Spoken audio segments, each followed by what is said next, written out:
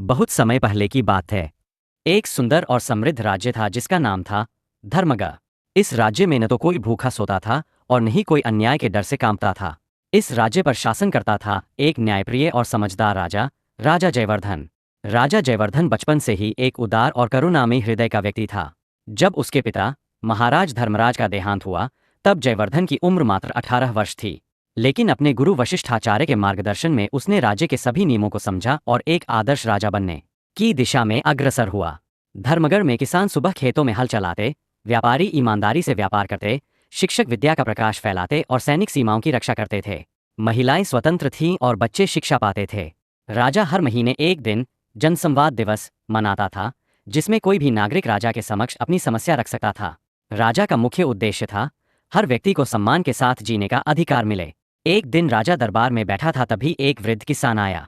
वह बहुत थका और निराश लग रहा था। हमारे गांव के पास की नहर सूख चुकी है, खेतों में पानी नहीं है, फसलें सूख रही है और लोग भूख से परेशान हैं। राजा चौंका। रूपनगर तो राज्य के सबसे उपजाऊ क्षेत्रों में से एक था। यह कैसे हो सकता है? राजा ने पूछा।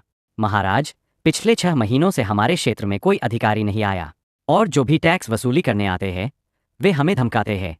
राजा ने तुरंत मंत्री परिषद बुलाई। जांच करने पर पता चला कि कुछ भ्रष्ट अधिकारी टैक्स के नाम पर लोगों को लूट रहे थे और अनाज की आपूर्ति रोक दी गई थी।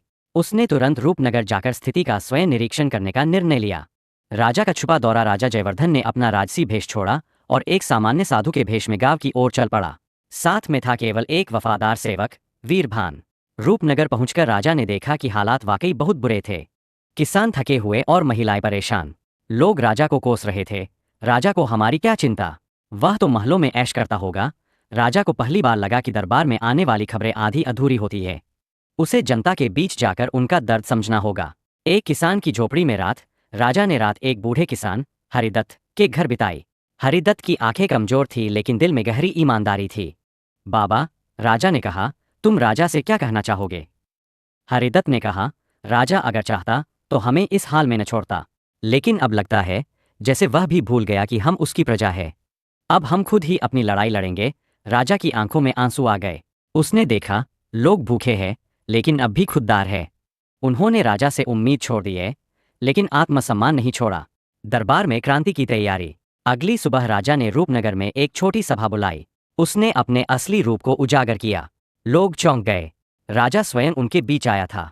राजा ने खुलेआम कहा, मैंने देखा कि मेरे राज्य में अन्याय हो रहा है। यह मेरी विफलता है। अब मैं एक नया नियम लागू करता हूं। कोई भी अधिकारी हर महीने एक बार गांव जाकर जनसंवाद करेगा और उस रिपोर्ट को सीधा राजा तक भेजेगा। उसने भ्रष्ट अधिकारियों को तुरंत बर्खास्त किया और उनकी संपत्ति जब्त कर प्रजा में बांटी। नई व्यवस्था की शुरुआत। राजा ने पूरे राज्य में एक न्याय चक्र शुरू किया।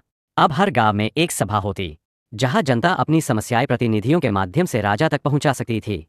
साथ ही राजा ने एक नई योजना शुरू की, जनसेवा सेना, जिसमें नौजवानों को चयनित कर राज्य के हर कोने में सेवा के लिए भेजा गया।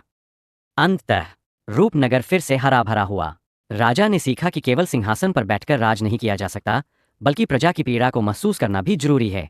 ऐसी मनोहर कहानियां के लिए इस चैनल को सब्सक्राइब करें, लाइक करें और बेल आइकन को जरूर दबाएं।